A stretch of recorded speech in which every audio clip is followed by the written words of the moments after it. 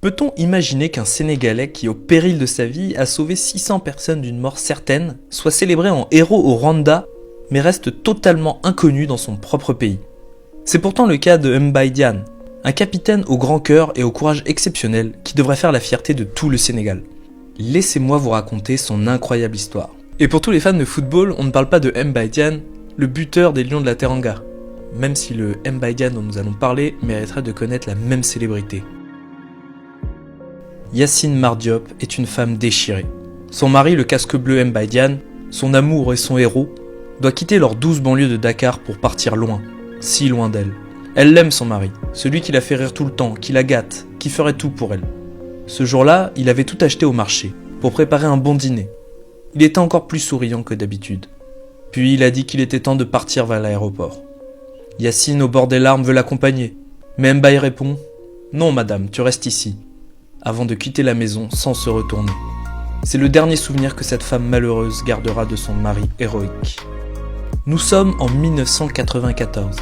À des milliers de kilomètres de leur paisible banlieue de Dakar se déroulent les horreurs que chacun voudrait oublier si nous n'avions pas le devoir de nous souvenir. À ce moment-là, au Rwanda, a lieu chaque jour le pire de ce dont est capable l'homme. C'est le génocide des Tutsis par les Hutus.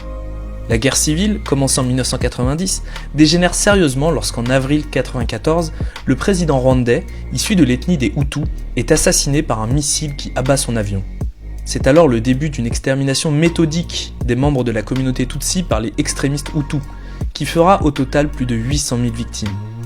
C'est dans ce contexte ultra-violent et sanguinaire que l'ONU décide d'intervenir et qu'arrive au beau milieu des massacres le casque bleu sénégalais Mbaye Diagne, ce capitaine au grand cœur et à la bonne humeur communicative. Mbaye Diagne était un homme profondément pacifique et plein d'amour pour son prochain. Il voulait sauver les victimes des monstres, mais sans devenir lui-même un monstre. Il voulait sauver le monde sans armes, car il était convaincu que la vie ne s'achète pas avec un fusil. C'est pour cela qu'il était casque bleu. Car à ce moment-là, les troupes de l'ONU au Rwanda n'avaient même pas le droit de transporter un petit couteau. Au milieu de cette guerre, ses seules vraies armes étaient son courage et son intelligence. La nuit, il partait seul, et au matin, on retrouvait, dans un stade protégé par les casques bleus, de nouveaux réfugiés qu'il était parvenu à arracher à la mort.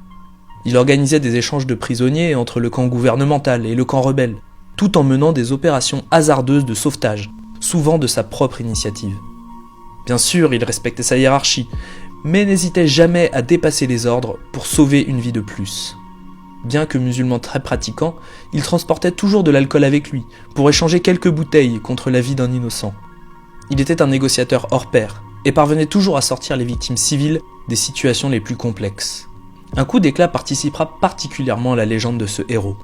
Un matin, Mbaye remarque des éléments particuliers dans les comportements des extrémistes Hutus, et il a l'étrange intuition que c'est la première ministre du gouvernement de transition qui est menacée. Quand il comprend ce qui va se passer, le capitaine se rend aussi vite qu'il le peut au domicile de la dirigeante. Son intuition se confirme alors. La maison est cernée par la garde présidentielle, et une attaque est en cours. Malgré son courage, il ne parviendra pas à sauver la première ministre, mais réussira dans sa bravoure à faire s'échapper les 5 enfants de la victime, les amenant en sécurité dans un hôtel protégé par les casques bleus. Le soir même, les milices Hutus se rendirent à l'hôtel en demandant qu'on leur livre les orphelins, ce que Mbaye Diagne refuse. Déployant une nouvelle fois tous ses talents de négociateur, il obtiendra finalement l'évacuation des enfants vers l'Europe. Pourtant, le 31 mai 1994, 2 mois à peine après son arrivée à Kigali au Rwanda, Mbaye Diagne meurt en martyr, abattu par un tir de mortier Hutu, alors qu'il se trouvait dans son véhicule aux couleurs de l'ONU. Il laisse derrière lui sa femme et 2 enfants, mais surtout la vie des 600 personnes qu'il aura sauvées au prix de la sienne. Des centaines d'âmes sauvées pleureront tous ensemble la disparition de leur héros. Aujourd'hui encore, cette âme admirable qui par son courage et son intelligence a fait honneur au Sénégal et à tous les Sénégalais reste méconnue dans son propre pays. Comme le remarque le journaliste anglais Mark Doyle, « Je n'ose imaginer ce que le monde aurait dit de lui si ce héros avait été blanc. » Alors, honorons la mémoire de nos héros africains.